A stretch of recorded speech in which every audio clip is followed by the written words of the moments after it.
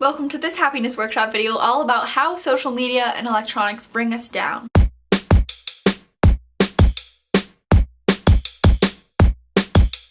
I know that intro was not a very cheery intro, but basically this video is going to be some more motivation for why you should do an electronics detox and why getting away from electronics is a good thing in our lives. I want to read you a quote from this book that I really love. It's called No Mud, No Lotus by this author here that I still don't know how to pronounce. And he has a couple of other books that I really love, but this one in particular is about the art of transforming suffering, and I would highly recommend reading it. It's a great read, but there's a quote in it that I'd like to read you right now. Electronic distractions not only fail to help heal the underlying suffering, but they may contain stories or images that feed our craving, jealousy, anger, or despair. Instead of making us feel better, they numb us only briefly, then make us feel worse. To consume in order to cover up our suffering doesn't work. We need a spiritual practice to have the strength and skill to look deeply into our suffering, to get insight into it and make a breakthrough. So I'm going to talk about spirituality and about mindfulness in some later videos, but the electronic distractions and the media consumption is the biggest thing that I want to focus on here. Before I read this book and before I did this project and really started thinking about my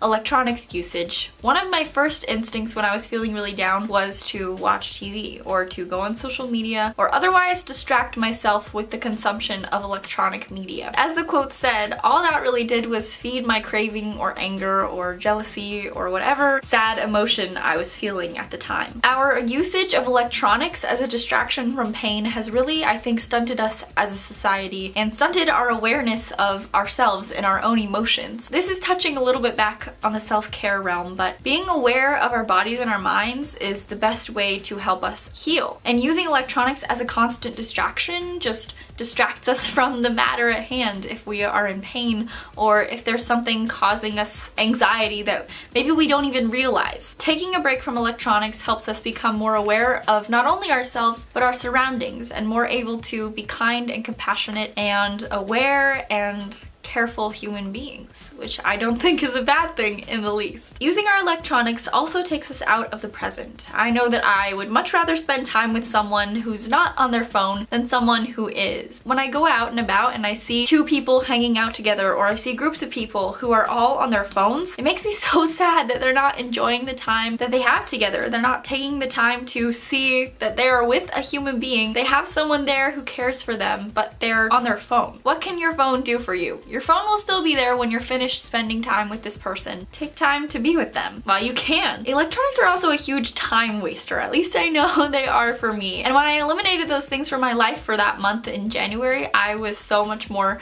productive. At first I was a little bit lazy and I distracted myself by reading or finding something else to do, but as time went on, I realized that getting down to the task was not all that bad. Scrolling through social media was just a temporary distraction that didn't make me feel happy, it didn't make me feel productive, and it didn't really make me feel good about myself either. It was just something to do with my mind, or not do with my mind, I guess, and with my hands. Eliminating that time waster, even for just a little bit, will A, make you more productive, and B, show you how you're using your time so that when you do implement those things back in your life, you will hopefully be a little bit more productive and cognizant of how you're using your time. The last thing I want to say in regards to self-image and how electronics can bring us down is that often it's very easy to see people online who look like they have a perfect life, or to see things that we wish were in our lives, or places that we wish we could go, and that sucks. It's important to realize that nobody posts their whole self online. I know that there are some social media sites or accounts where people do post about the bad things in their lives and they post negatively about themselves or others, and that's a whole separate issue that I won't even get into because I think that that's awful in itself. Nonetheless, even the people who post negative things about their lives online are not posting the whole story. Nobody posts the whole story online. So you can never know what all is going on in someone else's life, or what decisions they have made, or what people they know or don't know, or what the inner workings of their mind and their life are. And that privacy is a good thing, but it also can lead to jealousy from others when we're only posting the good things about our life online, which I think that we should only post the positive and put good things out into the world. But when that's all someone sees, it's easy to get the misconception that this person has a perfect life and that everything's going their way. That's not the case for me, at least. I guess I can't speak for anyone else, but for me, I try to post positive things online, and that's just who I am. Sometimes I do document my thoughts, and sometimes those thoughts aren't always as pretty as the Instagram captions that I may make up. I try to post the positive because I think that putting positivity positivity out in the world is something that we need way more than negativity. Nonetheless, I do not have a perfect life. Things go wrong in my life. I feel really stressed sometimes. I feel really anxious